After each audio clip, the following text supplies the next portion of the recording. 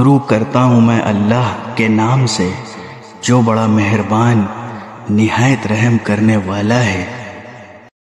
اہل کتاب میں کچھ لوگ تو ایسے ہیں کہ اگر تم ان کے پاس دولت کا ایک ڈھیر بھی امانت کے طور پر رکھوا دو تو وہ تمہیں واپس کر دیں گے، اور انہی میں سے کچھ ایسے ہیں کہ اگر ایک دینار کی امانت بھی ان کے پاس رکھواؤ تو وہ تمہیں واپس نہیں دیں گے، الا یہ کہ تم ان کے سر پر کھڑے رہو۔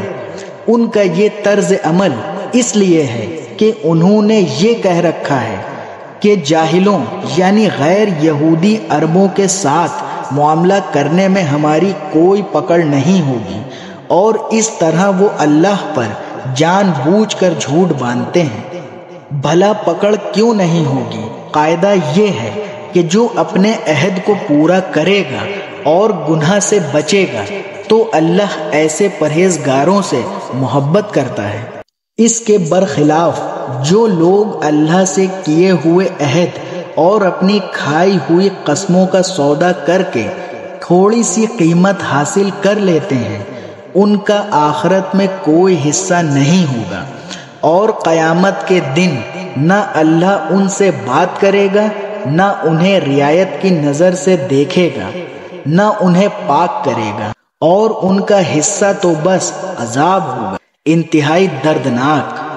اور انہی میں سے ایک گروہ کے لوگ ایسے ہیں جو کتاب یعنی تورات پڑھتے وقت اپنی زبانوں کو مروڑتے ہیں تاکہ تم ان کی مروڑ کر بنائی ہوئی اس عبارت کو کتاب کا حصہ سمجھو، حالانکہ وہ کتاب کا حصہ نہیں ہوتی، اور وہ کہتے ہیں کہ یہ عبارت اللہ کی طرف سے ہے، حالانکہ وہ اللہ کی طرف سے نہیں ہوتی، اور اس طرح وہ اللہ پر جانتے بوجھتے جھوٹ باندھتے ہیں۔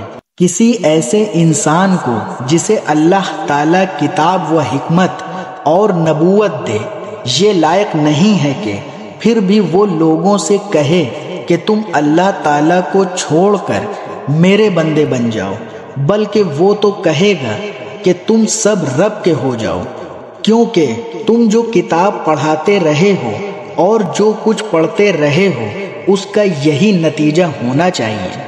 اور نہ وہ تمہیں یہ حکم دے سکتا ہے کہ فرشتوں اور پیغمبروں کو خدا قرار دے دو۔ جب تم مسلمان ہو چکے تو کیا اس کے بعد وہ تمہیں کفر اختیار کرنے کا حکم دے گا؟ اور ان کو وہ وقت یاد دلاؤ جب اللہ نے پیغمبروں سے عہد لیا تھا کہ اگر میں تم کو کتاب اور حکمت عطا کروں پھر تمہارے پاس کوئی رسول آئے جو اس کتاب کی تصدیق کرے جو تمہارے پاس ہے تو تم اس پر ضرور ایمان لاؤ گے اور ضرور اس کی مدد کرو گے۔ اللہ نے ان پیغمبروں سے کہا تھا کہ کیا تم اس بات کا اقرار کرتے ہو اور میری طرف سے دی ہوئی یہ ذمہ داری اٹھاتے ہو؟ انہوں نے کہا تھا ہم اقرار کرتے ہیں۔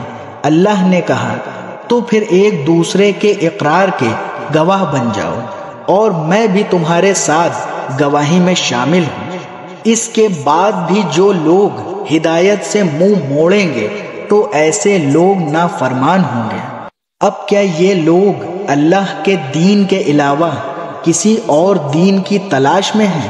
حالانکہ آسمانوں اور زمین میں جتنی مخلوقات ہیں ان سب نے اللہ ہی کے آگے گردن جھکا رکھی ہے، کچھ نے خوشی سے اور کچھ نہ چاہتے ہوئے، اور اسی کی طرف وہ سب لوٹ کر جائیں گے۔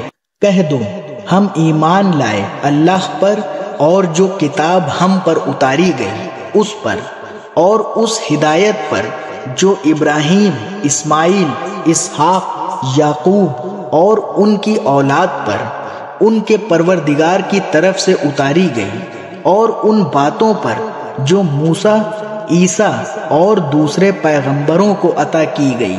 ہم ان پیغمبروں میں سے کسی کے درمیان کوئی فرق نہیں کرتے، اور ہم اسی ایک اللہ کے آگے سر جھکائے ہوئے ہیں۔ جو کوئی شخص اسلام کے سوا کوئی اور دین اختیار کرنا چاہے گا تو اس سے وہ دین قبول نہیں کیا جائے گا، اور آخرت میں وہ ان لوگوں میں شامل ہوگا جو سخت نقصان اٹھانے والے ہیں۔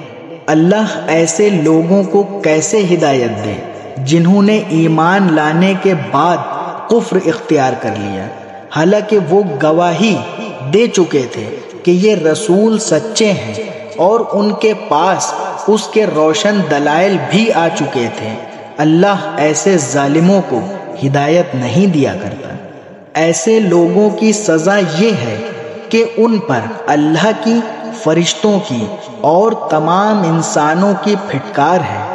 اسی پھٹکار میں یہ ہمیشہ رہیں گے، نہ ان کے لیے عذاب ہلکا کیا جائے گا اور نہ انہیں کوئی مہلت دی جائے گی۔ البتہ جو لوگ اس سب کے بعد بھی توبہ کر کے اپنی اصلاح کر لیں تو بے شک اللہ بہت بخشنے والا، بڑا مہربان ہے۔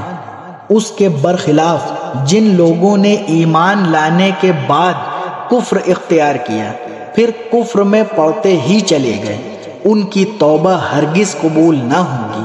ایسے لوگ راستے سے بالکل ہی بھٹک چکے ہیں۔ جن لوگوں نے کفر اپنایا اور کافر ہونے کی حالت ہی میں مرے، ان میں سے کسی سے پوری زمین بھر کر سونا قبول نہیں کیا جائے گا، خواہ وہ اپنی جان چھڑانے کے لیے اس کی پیشکش ہی کیوں نہ کریں۔